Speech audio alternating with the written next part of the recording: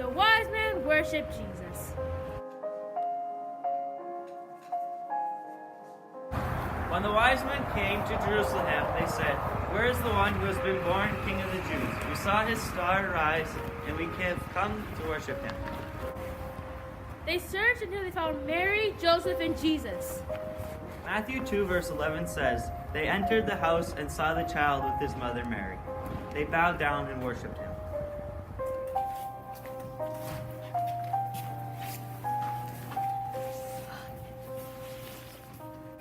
Does anyone else find it odd that the shepherds and the wise ones were the only people recorded to have worshipped Jesus? Yes, I do think it's odd.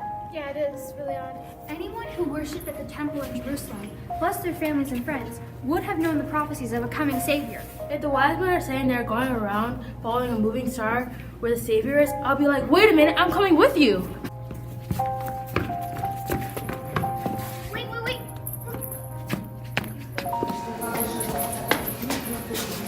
But the Bible doesn't say that the wise men and crowds of curious people came to worship.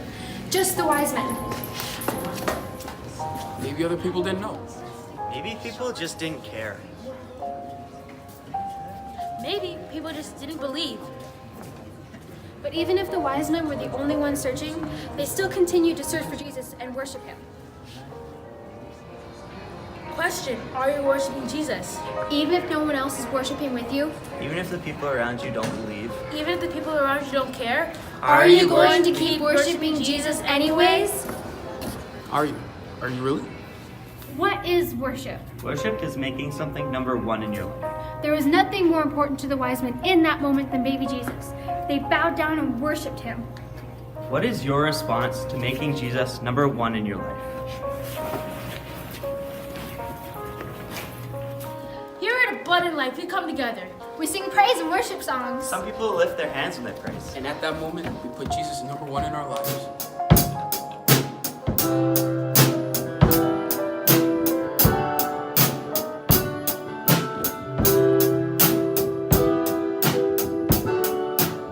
In this moment, we think about you, Jesus.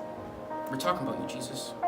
We're singing praises to you, Jesus. Our focus is on Jesus and our relationship with him. What about when we're not at church? What does worship look like outside these four walls? The pastor could do a whole series about worship. It could take a really long time, but not as long as the book of Luke.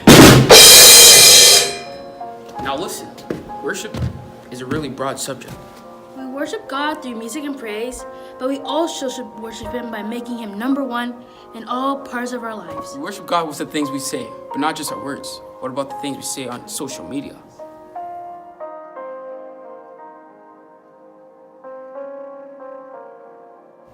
We worship God with our actions and the way we treat other people.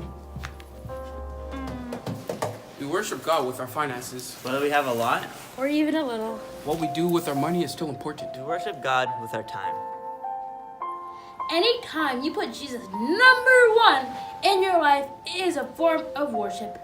The wise men looked for Jesus, found him, and they worshiped him.